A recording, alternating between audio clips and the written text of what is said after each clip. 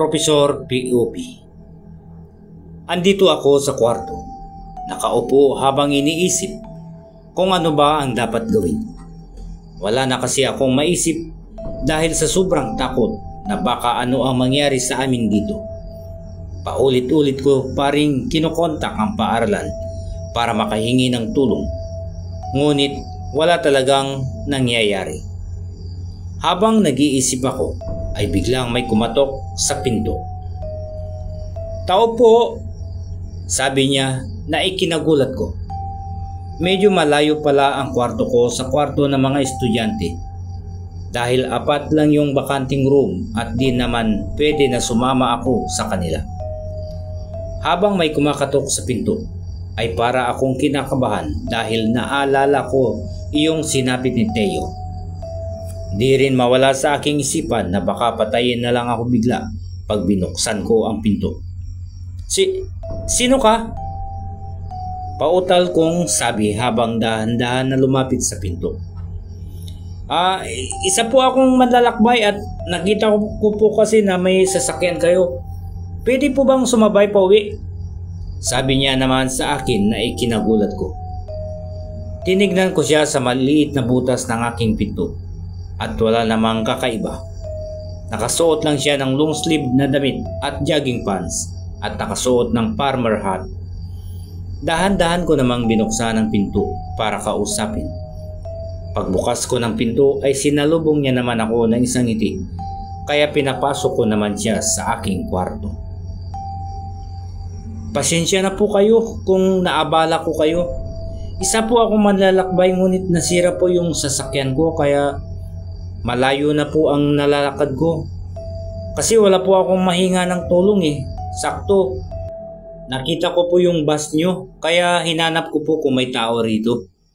Sabi niya sa akin habang inihingal dahil mukhang pagod talaga siya. "Nako, pasensya na ha. Nasira rin kasi yung sasakyan namin, hindi rin kami makalis dito." Nabigla naman siya sa sinabi ko at parang kinabahan ayon sa mga mata niya. "Ano?"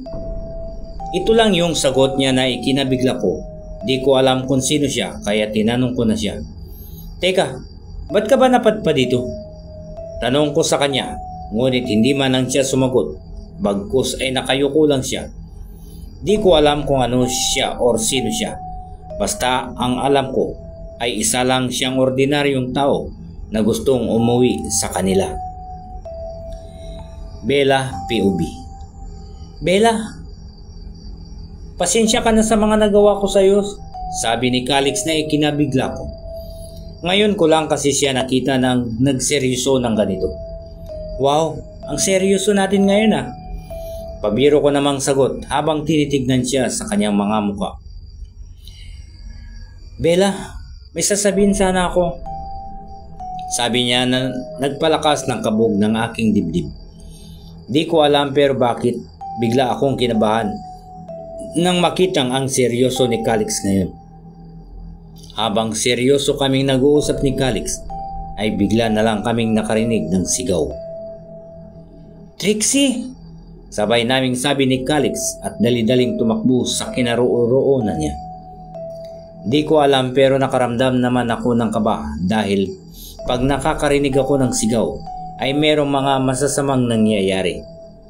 Ganito rin kasi yung sigaw ni Edward nung bigla na lang namatay si Teo.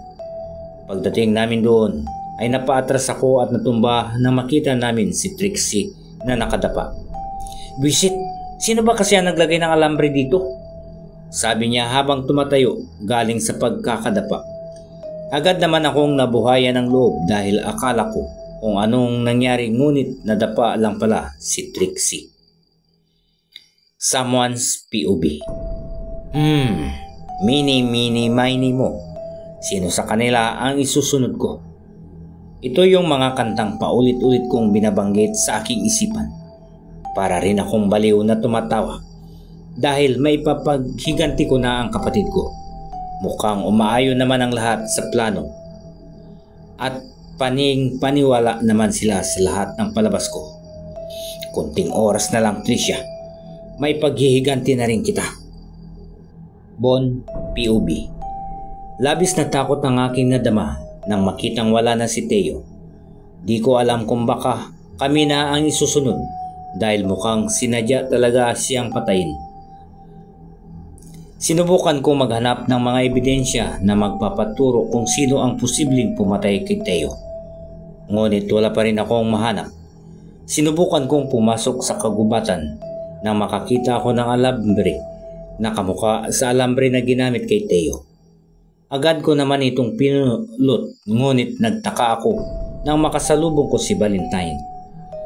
Nagtaka naman ako kung ano ang mga ginagawa niya sa kagubatan. Kaya nagmamadali na lang akong umalis dahil bigla akong natakot na kung siya nga ang pumatay ay baka isunod niya ako dahil ako lang mag-isa. Natatawa na lang ako sa mga naiisip ko dahil bakit naman papatay si Valentine o sino mang mga kasama namin. Siguro ay kakaiba talaga dito sa kagubatan na ito. Nang nakasalubong ko si Valentine ay dali-dali naman akong bumalik sa quarter at nadatnan ko si Edward. "Saan ka galing?" sabi niya habang naguhugas ng kamay. May napansin naman akong kakaiba sa kanya, mga kamay, kaya tinanong ko siya. "Diyan lang naglilibot. Tika, anong ginagawa mo?" Sagot ko naman habang pinagmamasdan ang mga ginagawa niya. Ito ba? Naguhugas ng kamay, nadumihan kasi." Sabi niya naman habang tinitignan ako sa mata. Di ko na talaga alam kung anong iisipin ko. Simula kasi nung namatay si Teo ay kung ano-ano na lang ang naiisip ko. Pati mga kaibigan ko ay pinagdududahan ko na. Nang nag-uusap lang kami ni Edward ay biglang sumigaw si Trixie, kaya dali-dali naman kaming tumakbo. Pagdating ko doon ay dadapa lang pala siya at pinagtitinginan lang ang lahat. "Sino ba kasi ang naglagay ng alambre dito? Buisit," sabi niya habang tumatayo at nagagalit. "Di ba hawak mo yan kanina, Bon?" Sabi naman ni Valentine na ikinagulat ko. Tama nga naman kasi siya, nakamukha nga ito ng alambre na hawak-hawak ko kanina. Teka, mukhang kamukha nga yan ng alambre na ginagamit sa pagpatay kay Teo ah. Agad namang kami natahimik nang biglang nagsalita si Pei. Tinignan namin siya dahil mukhang tama nga siya sa hinala. "Anong ibig mong sabihin? Kung hawak yan ni Bon kanina, ibig bang sabihin?" Di pa tapos makapagsalita si Pei nang sumalubong sa aking mukha ang malakas na suntok ni Edward. "Hayop ka! Ikaw bang pumatay kay Teo?" Sabi niya habang patuloy akong sinusuntok sa mukha. Di naman ako makapalag dahil natumba na ako at unti-unting nawawala ang lakas ko dahil sa malalakas na suntok niya. Tanging mga sigawan lang ng lahat na pumipigil kay Edward ang mga naririnig ko. Bigla na lang siyang huminto sa pagsuntok ng biglang. Someone's POV. Pwede na siguro akong pumasok sa pag-aartista dahil mukhang umaayon naman ang lahat sa plano. Natatawa na lang ako sa mga pinaggagawa ko, ngunit nasimulan ko na ito. Kaya ipagpapatuloy ko na. Kailangan kong ipaghiganti ang kapatid ko. Bella POV. Di ko na alam ang nangyari na makitang pinagsusuntok ni Edward si Bon. Wala naman akong magagawa dahil babae lang ako at wala akong lakas na patigilin si Edward.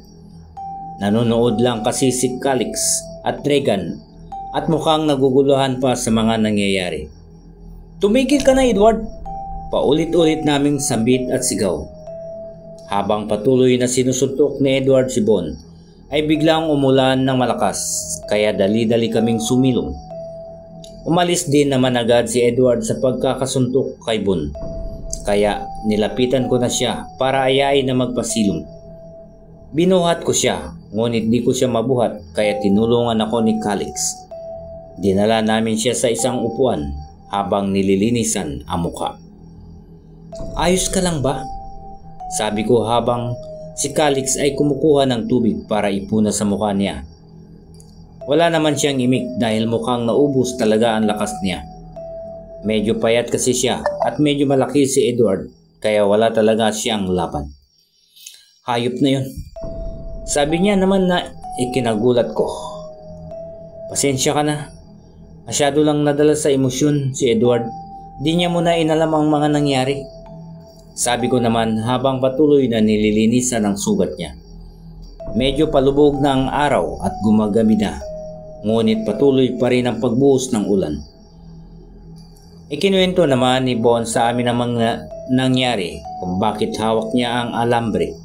Kaya naliwanagan ako. Pero nagtaka naman ako dahil masyado na talaga naging agresibo si Edward. At kung sino-sino na lang ang pinagsusuntok niya. Makakita lang siya ng maliit na ebidensya ay agad na siyang gagalaw. Noong una si Calix, ngayon naman si Bon. Edward, POV. Parang nagilty ako dahil di ko man lang napakinggan ang side ni Bon. Nadala lang kasi ako ng emosyon kung bakit ko nagawa iyon. Nagluluksa pa rin kasi ako sa pagkamatay ni Teo at hanggang ngayon ay wala pa rin akong maisip kung sino ang pumatay sa kanya. Nag-aalala ako kay Bon dahil baka ano ang nangyari sa kanya dahil sa mga pinaggagawa ko.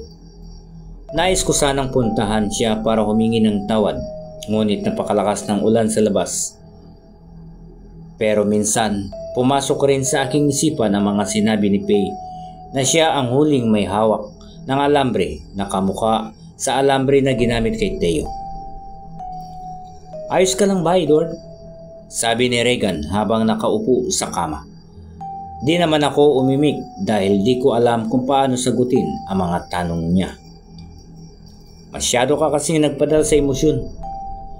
Di na natin alam ang totoong nangyayari. Sabi niya habang pinagmamasdan ang napakalakas na ulan sa labas. Okay. Abangan pa po yung karuktong ng ating kwentong ito. At maraming salamat po muli sa patuloy na pagtangkilik at pagsuporta sa channel na ito. Mega loud shoutout po sa lahat at mag-iingat po tayo palagi kung saan mang panig na mundo tayo naroroon. Hanggang sa muli. God bless everyone.